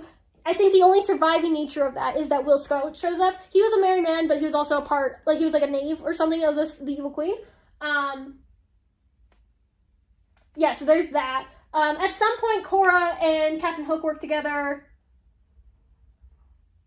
Where the freak is anyone on this chart? I'm just gonna, Captain Hook. I don't know where here he is, whatever. Yeah, Cora and Captain Hook work together. He actually worked with Virginia for a short bit, and then Cora was like, oh my god, my daughter's sending an assassin to kill me? I'm so proud of her, but also she should do it better and not as obvious. I'm gonna just, like, Uno reverse it. It doesn't really matter. That's how she comes back into power and how they start working together for the first time. The Giant. Where's Jack? Okay, there's Jack, killed by the Giant, whose name is Tiny, who is actually friends with Prince Charming. Tiny's great. He gets adopted by all the dwarves because they shrink him, because he's called Tiny because he's the shortest of the giants, but then he actually gets shrunken down, so now he's just like a dwarf size. So he is now like an adopted member of the dwarves, and he gets a little axe, and his name Tiny is on it. All his family sucks, but he's the last of the giants. Like, he's the only one who knows how to grow magic beans. That's season 2 too. Peter Pan. You have the Lost Boys. There's not really much of the Lost Boys. They're just kind of dicks. You got the Peter Pan is the great grandfather of Henry. Nonsense. It's a lot. Neil lived there for a short time. Captain Hook lived there. Every boy lives there. Rumpelstiltskin decides he needs to have a snazzy outfit change for no reason midway through the show, so it's kind of funny. Where it's like, no one's telling him to do that, but he's like, no, I gotta look nice. I gotta put on leather that I haven't worn in 2 seasons. And it was like a girl show. This is where Neil and Emma get back together. Blah blah. They get back. The new curse is made. Neil and Rumpelstiltskin I'm just gonna like draw another line between them because they become one person at a certain point because of like a curse. The candelabra. Okay, where's Belle? Belle, Lumiere is cursed by Zelena. We're gonna go there. Zelena planted a candle who hated Rumpelstiltskin. I don't think he ever actually, I don't know how much of what he was saying was lying, but he said that Rumpelstiltskin locked him away as a candle. I don't think that's what happened, but who the frick cares? That happened. That he tricked them into making Neil resurrect Rumpelstiltskin because he died for 5 minutes. So yeah, that all happened for that. The flying monkeys work for her. They're usually just Aussians. The wicked witches don't really do anything more. They're not really connected to anything. Yeah, Zelena, pretty good season, but I can't remember much about it. Walsh was the fiance. Season 4 is Frozen, which is Anna, Elsa, all those jazz. The Snow Queen. Honestly, not many new characters introduced. It's just the Frozen cast plus Ingrid, and then her sister, and then everything else kind of old. I feel like there was another curse around this time. I think there's 7 curses total in the show. Rumpelstiltskin definitely was a dick. I think that was when Emma became the Dark One. When that whole arc that's King Arthur, and then she accidentally makes Captain Hook a Dark One. So that all happens. Then they go through the death arc where they go to the afterlife because Captain Hook dies, and she's like, "No, I'm gonna come back for my baby boy," and that's where we get to see people go to heaven. Cora makes it to heaven. Characters who canonically make it to heaven: Cora, Henry Mills, I think. Not Auntie Em. She's dead in hell, in super hell. Suck it, Auntie Em. Cora makes it, but I don't think King Arthur makes it. I want to say Captain Nemo, but I don't think he died actually in the show. I think Robin Hood, theoretically, I don't know. It's a lot. They reused the set a lot. Oh yeah, in that season, you actually see James again. You see him as a dead guy. He's the sheriff in the fake town of the upside down storybook, and so he's the sheriff. And so he just walks in, sees Snow White, who came in from the land of the living for 5 minutes to get her daughter's boyfriend back, and he just starts making out with her, and then it takes her 10 minutes to be like, "Wait, you're not my freaking husband. You're his identical twin." And he's like, "Yeah, finally got to meet you." Anyway, tell David I hate him. Because he sees him as taking his life, where it's you died. And David says that straight up. He's like, "Dude, James, you died. I'm sorry I was better than you, actually. Also, our father sucked." Anyway, James sucked himself. Shocker, shocker. You grow. Oh, that's what I can add. Where is James? James is right here. Relations with Cruella de Vil. When Cruella died, she's in hell. They have a relationship. It's very lustful, because there's a certain point where Cruella walks in and starts making out with David, and he's trying to get information out of her, pretending to be James, and she's like, "Dude, I know who James is. You're not as hot as him." And he's like, "Oh, okay, okay, harsh, I guess." And they're like, "No, have you seen that man?" He started anyway, they have a lustful relationship. And they're like, yeah, so there's all that thing. So Underworld, everyone they dead. Oh, the Hansel and Gretel, Hansel and Gretel murdered the witch. I forgot her name. She's not really relevant. I think she's friends with Regina. No, she's enemies with Regina, actually. But she's 1 episode. Then after the dead, Robin Hood dies, Haiti dies, Selena, soulmates, Robin, blah, blah, blah. Final season's Lands of Stories, which is Jekyll and Hyde, Captain Nemo, Frankenstein, some of Aladdin, I think. I feel like I'm missing a major connection, but that season went really fast. There wasn't really much. And then it's the Dark Fairy saga, which is the end before the reboots. So that only really introduces Gideon and the Dark Fairy, and that's about it. And also the idea that Captain Hook killed Emma's grandfather. And then season reboot is this whole timeline here where the Mother Gothel stepsisters, Captain Hook 2 with Alice as his daughter, Rumpelstiltskin as a detective who beats people up, cab, and yeah, I think that's about it. Unless the last 3 episodes of the show reveal major plot twists. I think that's the complete Once Upon a Time family tree of my memory. What did Captain Smee do?